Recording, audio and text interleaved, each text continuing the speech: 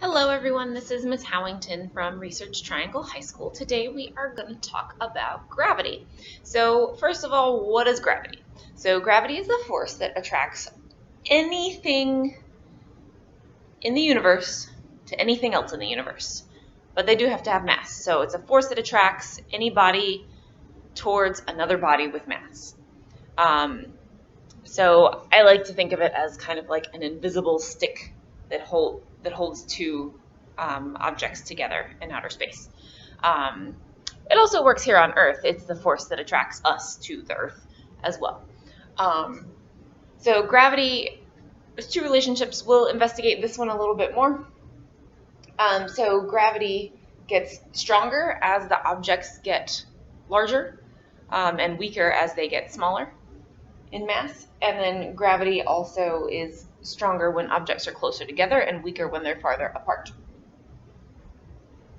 Okay. The center of gravity is the point in an object or a system from which it is considered to act. If that's not confusing, I don't know what is. So in other words, it's the point where something would balance on your finger if it was one solid object. So we have a ruler.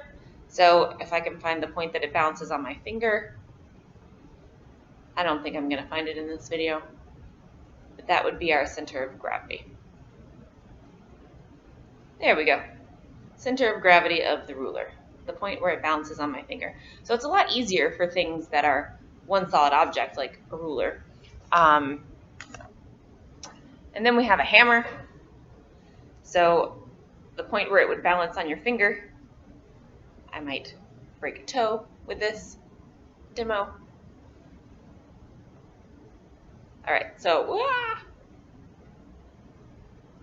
point where the hammer would balance on my finger is somewhere in there.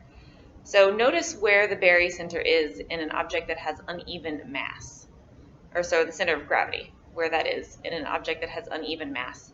So the head of this hammer is way heavier than the rest of it.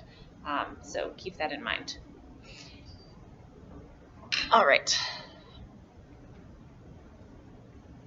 So now for how this applies to outer space. So we need some other vocabulary real quickly. So binary bodies are two objects in space, also known as celestial objects, that are held together by mutual gravitational attraction. There we go. So for example, there's our sun and the Earth. They're binary bodies because the gravity between them is keeping them held together. Other examples could be any of the other planets than our sun and other stars, the Earth and Moon, lots of things. So a barycenter is a center of mass where two or more celestial bodies orbit each other. So if we look at an example of like the sun and the Earth, where the sun is way more massive than the Earth, that barycenter is going to be, this is too long, it's not going to work. So that point where it's going to balance and be perfectly even is going to be way closer to the sun. And in fact, it's inside the sun. And it causes the sun to weeble wobble like a tiny eensy weensy amount that we can barely detect, and so we usually kind of ignore it. So another example could be the EarthMoon barycenter. So if the objects are a little bit closer in mass to each other, it's a little bit farther out in the sun, or in the Earth. And so when the Earth and the Moon orbit, they're kind of like wobbling.